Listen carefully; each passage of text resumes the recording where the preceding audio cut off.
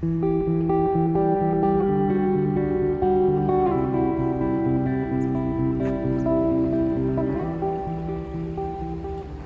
everyone, my name's Lizzie and welcome back to my YouTube channel. I live on a narrowboat called Benjamin, and I thought today I would make a little video about living by yourself, you know, about loneliness. Sorry, there's a fluff in the video. Yeah, living by yourself on the boat, you know, being a female. Yeah, my experience so far. But I always kind of knew I could live by myself, and I would say quite an independent person. I enjoy my own company. I can entertain myself quite easily, and because I work from home from Benjamin, I don't have many days where I'm doing nothing. So yeah, I just thought I've been doing a little bit of painting. I'm not going to show you because it's not looking great at the moment. I might show you afterwards, we'll see. I have even made a list of what I want to talk about. Personally, for me, living by myself has been quite easy. I've actually really enjoyed it. You know, when you're by yourself, you've got the ultimate freedom to do whatever you want in this little space. You know, you can listen to whatever music you want, you can paint, you can knit, you can cook whatever you want, you can, you know, if you want to stay in your pajamas all day, then great. If you want to get dressed and look fancy, even though it's just for you to sit down and paint and talk to a phone by yourself, then great. You know, you can really do what you want. But I also understand that some people find it quite hard to be by themselves. They enjoy the company of other people. Not saying I don't enjoy other people's company, but I'm quite satisfied with my own company most of the time. Obviously, I'm not saying I don't get lonely. I think that's one major thing, is, you know, your personality will determine whether you can or can't live by yourself, basically. But I would also say, even if you think you can't, maybe give it a try. You can actually discover what you really like, what you don't like, and just, you know, discover yourself.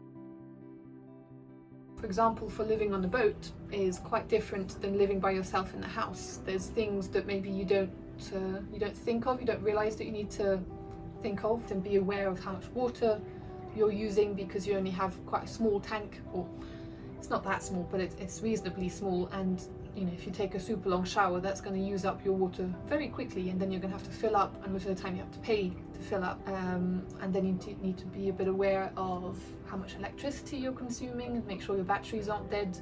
Obviously, if you're plugged into the shoreline, then you're fine. Obviously, you have to pay for that too, but you can get solar panels. And then I'll probably say the most unpleasant thing you need to be aware of is the toilet. So in France, it could be quite simple for Benjamin, but you know, things are never simple. You can actually get rid of your waste directly into the water. So if my toilet was connected to my black water tank, I could just basically pump it out whenever I need to empty it, and that'd be fine. All the other boats around me is what they do. But my toilet is not connected to my black water tank. It is a cassette toilet, which means that it has a limited size to how much it can take, and then you have to manually take it out and empty it yourself. I don't empty it into the water. I actually go into the port and pour it down the toilet and flush it, which is something that I know probably a lot of people will not enjoy. But I think when it's your own stuff, you know, it's not too bad. But the second it's someone else's, as you know, as close as you may be with them, it becomes a little more difficult to do, I would say. So that's just something you need to be aware of if you want to live in a boat, in a van as well, in any kind of converted van. However, I think in a camper van, normally you have to go to like a place to get rid of your black water. But because I would love to live in a van, so I've watched a lot of videos, and I see a lot of them use compost toilets or all kinds of cassette toilets. So yeah, they have to empty it out themselves. So you know, it's just something to be aware of if you want to live on the boat. But it's really not that big of a deal. But that was just something I wanted to point out. I mean, obviously there's other things to living on a boat, like knowing how to move a boat and how to deal with it in locks, and you know, just how to deal with a boat if you want to live on a boat. But obviously that is completely logical. You're not going to buy a boat without actually knowing how to use a boat.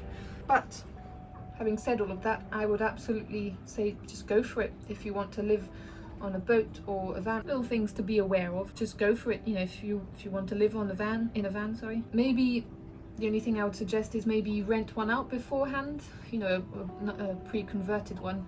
Just see if you can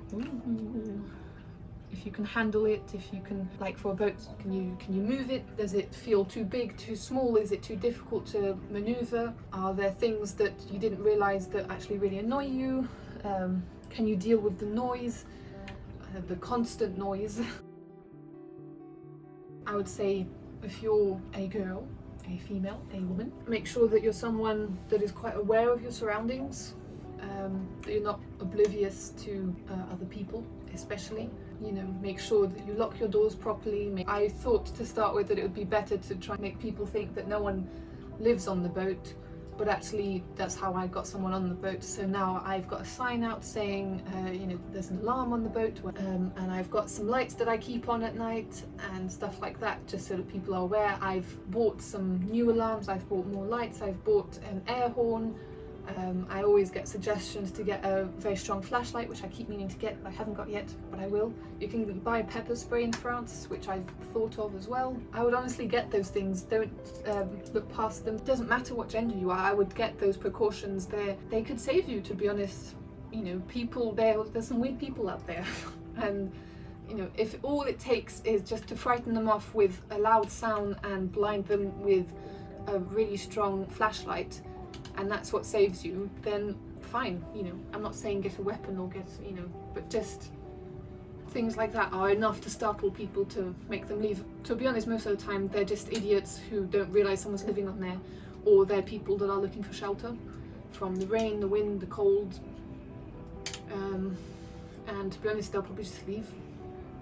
They probably don't even know you're on there, which is why they've chosen that boat for, you know, for the idea that there's no one on there, so that they can try and get into it. If you live by yourself, I would say that's great, but do take a few precautions. Do be aware of your surroundings. Try and make friends with people around you. As I've said in my previous video, I'm very friendly with quite a few of my other fellow boaters, and I've got quite a few of their business cards, so I know obviously if something happens again, I'll call the police, but I'll also call some of them because they'll get here faster than the police will. But at the same time, I don't want that to, you know, discourage anyone from giving it a go. I don't think I've painted a single thing since I've been talking. There are things that I'm afraid probably are inevitable to happen, but they won't happen very often. And almost once it's happened once or twice, you'll know how to react, you'll know how to deal with it, and then, you know, you're kind of good to go in a way. But they're experiences that you'll have, and you'll see if that's something that really bothers you, or if you can carry on living on a boat or in a van or in any kind of unusual home, shall we say. Let's see what my list says. Living on boat, go for it, is what I've written. Okay, so next up I have put independent, enjoy my own company. Underneath it I've written music, films, podcast, paint. So I think what I was trying to say by that was find things that you enjoy. Obviously that is logical, but I mean, if you're by yourself and you're worried that you're going to get bored or feel lonely, the things that I do, which I find always help, is I almost always have some music playing in the background, or I have a film or a series playing in the background. Actually, the best things I've found to have on in the background are podcasts, because it almost feels like you've got someone else there talking to you. It's not just music, and you can find some really, really informative ones or just funny ones. You know, there's so many different kind of podcasts out there, and some really, really good ones. So I very often have podcasts playing in the background when I'm working, when I'm taking my pictures, when I'm painting, when I'm cooking, anything really. I find them very helpful and help you think of new things as well, maybe. Discover new subjects that you haven't discovered before. You know, they can be entertaining, but they can also be very informative. I think I've said that. But if you're working on the boat, then you're already busy anyway. And then if you have some time off, you can either just sit on the sofa, and, you know, go on your phone or whatever. But also watch some films, watch some series, do a bit of painting. I've been doing a bit of knitting. Do stuff on the boat. I think also don't lock yourself in.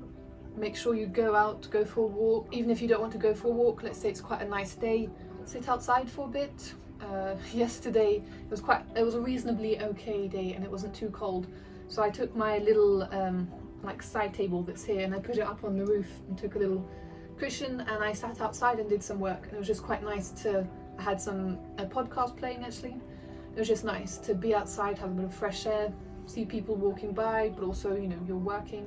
But yeah, make sure you enjoy the outdoors, because you are kind of in a outdoorsy environment considering you're in a van or on a boat, and I think walks help you clear your head a little bit. I would say maybe don't go for a walk with music, go for a walk and listen to, you know, your surroundings.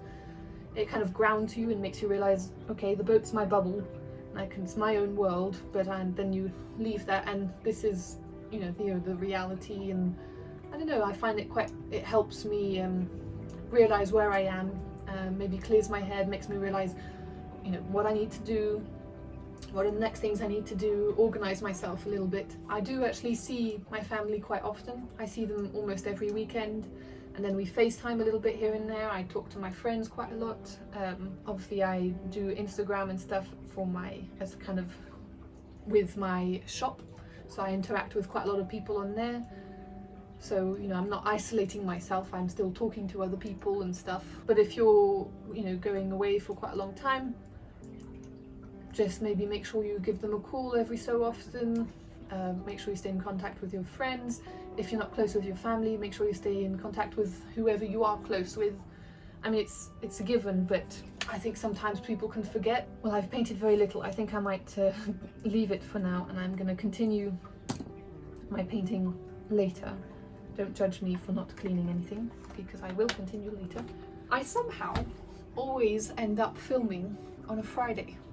And for the few people that have been following me for a little bit, Friday night is pizza night.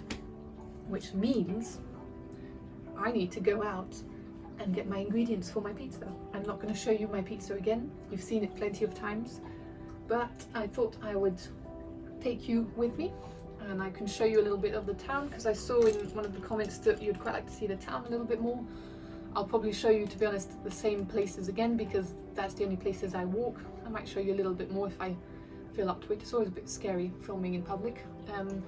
One of you wanted to see the restaurants, but in France we're still kind of locked down, so the restaurants aren't open, so I can show you the outsides, but I can't really show you the actual restaurants and the experience.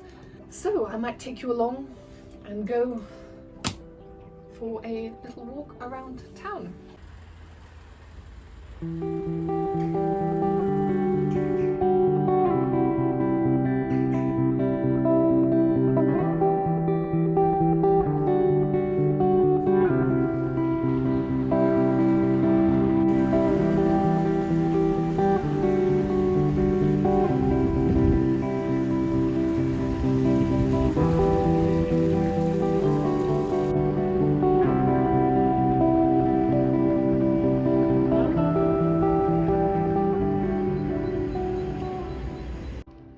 Back to the mess that is currently my boat.